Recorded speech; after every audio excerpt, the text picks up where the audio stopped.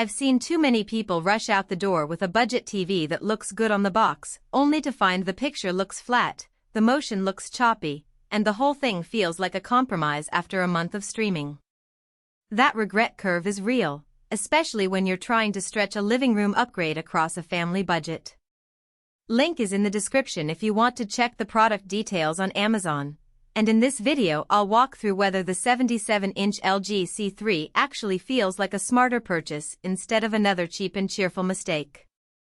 First off, the OLED market has kind of split into two camps, the ultra-thin, picture-obsessed models that promise cinema-level black levels, and the lower-priced LCD panels that rely on backlight tricks. The C3 lands firmly in the first camp, but it's not the $5,000 flagship you see in high-end showrooms. It's positioned as the EVO version of LG's OLED line for 2023, which means you're paying a premium for the panel technology but not the full flagship price tag. The question is whether that premium translates into day-to-day value for you, or whether you're just buying a bigger screen and hoping the rest falls into place. When I first set it up in my own den, the ultra-slim design was the first thing that caught my eye. The TV hangs almost flush against the wall, and the bezels are so thin you can almost forget they exist. That's not just an aesthetic win, it frees up space for a simple wall mount without the need for a bulky stand. I was able to mount it at eye level with a standard VESA bracket, and the cable management on the back is surprisingly tidy thanks to the recessed ports. For anyone who wants a clean, minimalist look, you'll appreciate that you don't have to sacrifice a massive TV for a cluttered setup. Now, the picture is where the C3 really tries to justify its price. The OLED EVO panel delivers what most reviewers call infinite contrast. The blacks are truly black because each pixel can turn off completely. When you throw a dark movie like Blade Runner or a sci-fi series with heavy shadow work onto the screen, the details in the dark areas pop without any blooming. The bright side is just as impressive.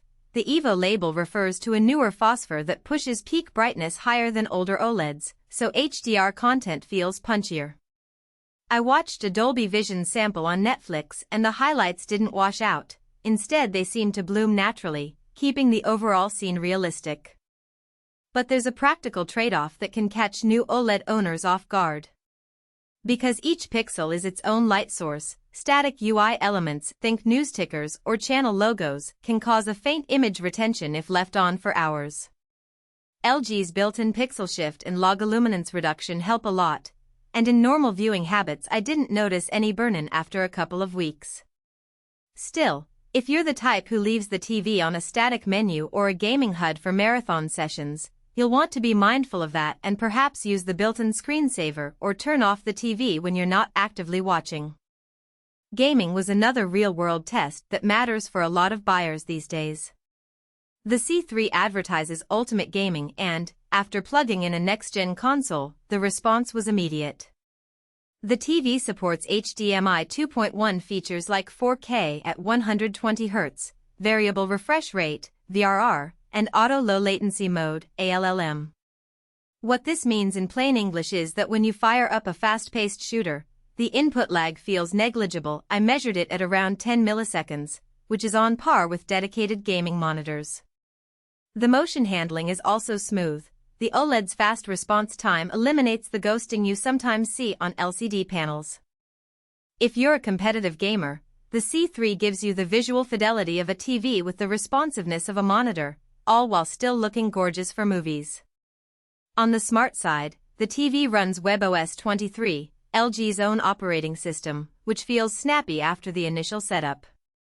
The interface is organized around LG channels, a collection of free streaming apps, but you can also download the major services like Netflix, Disney+, and Amazon Prime Video from the LG Content Store.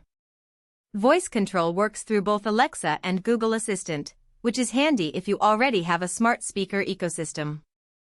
I found the remote a bit minimalist. It has a scroll wheel for navigating menus, which can be a learning curve, but after a day or two it feels natural.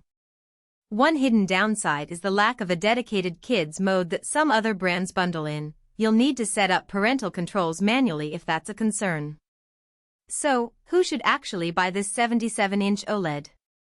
If you're a home theater enthusiast who wants the deepest blacks, vibrant HDR, and a large canvas for cinema-style watching, the C3 checks those boxes without forcing you into the $8,000 price range of the top-tier G series.